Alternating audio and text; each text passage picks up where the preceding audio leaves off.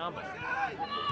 Boyce looks for the run of Gormley, who's onside. Gormley goes past Rice and was caught by the goalkeeper.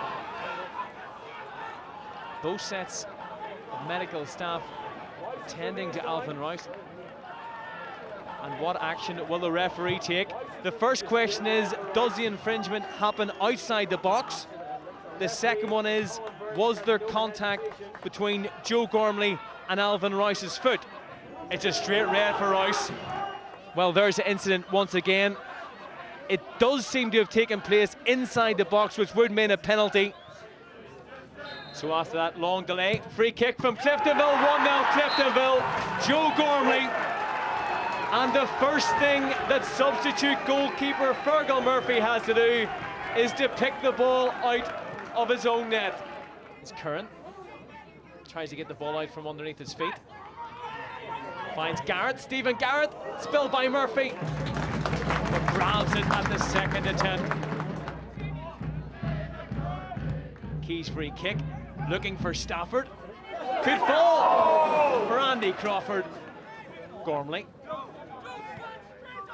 finds Johnson in his distinctive green boots. That's a good ball by Boyce. Gormley's onside, lifts it over the goalkeeper, still Joe Gormley. And that was a great opportunity to make it 2-0 to Cliftonville. Skinnell. Garrett. Nips past McConkey. Gets his cross into Boyce. And that really should have been 2-0 Cliftonville. Liam Boyce standing over it. Caldwell's in the middle. And the referee points straight to the penalty spot. Mark Stafford adjudged to have handled in the area.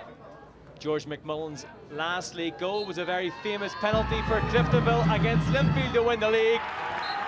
And it's the same outcome this time round. 2-0 Cliftonville. Switches play to Johnson. McGovern's outside him, almost everyone now inside the Ballinamallard half. Kieran Caldwell inside the centre circle, the only Cliftonville player bar the keeper.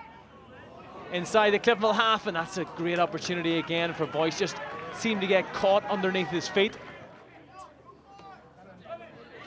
I don't know. Curry tries to whip it in, good save by Brown. Key plays it down the line, looking for the run of Andy Crawford, but that's asking a lot of him, particularly at this stage of the game. Campbell. Crawford still up ahead. And Brown did well to get a hand to it.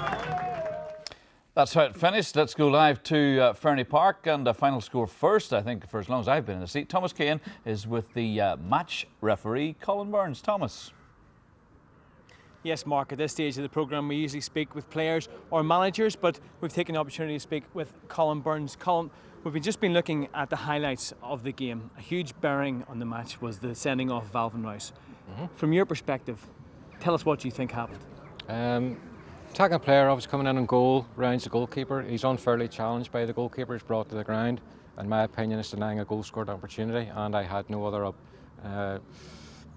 alternative but to send the goalkeeper off. A few people around the ground were saying after Joe Gormley then scores in the resulting free kick, why wasn't he off the pitch? Because he'd received treatment. Tell us why. It's correct to say he did receive treatment, as obviously the goalkeeper received lengthy treatment. It's considered in the interest of fairness that if the goalkeeper isn't obviously required to leave, then neither should the opposing player.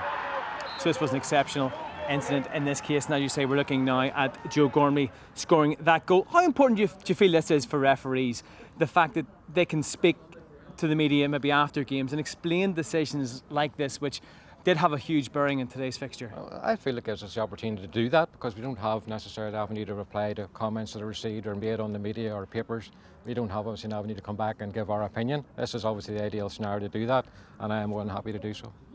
In terms of referees, how do you feel that they're received within the Irish League, and in terms of the crowd and in terms of the players? Generally speaking, we're made welcome at every ground, not only by obviously the club officials but the spectators alike. and the vast majority of players also. Maybe not so after the game, but for various reasons. But I think in general are very much welcome and part of the football family. You also give the penalty, and I suppose in those situations you usually look at the player's reaction, and Mark Stafford didn't complain at that stage. Correct. I thought it was a fairly obvious penalty. The ball struck him low. He's low to the ground, deflecting the ball away, and in my opinion it was a clear-cut penalty. Colin, thanks very much for joining us and Thank taking you. time out. Hopefully this might have been a final score first, but it'll happen again throughout the season. You'll be able to get reaction from both Cliftonville and Ballinamallard on the Irish League show, which is up online on Monday night.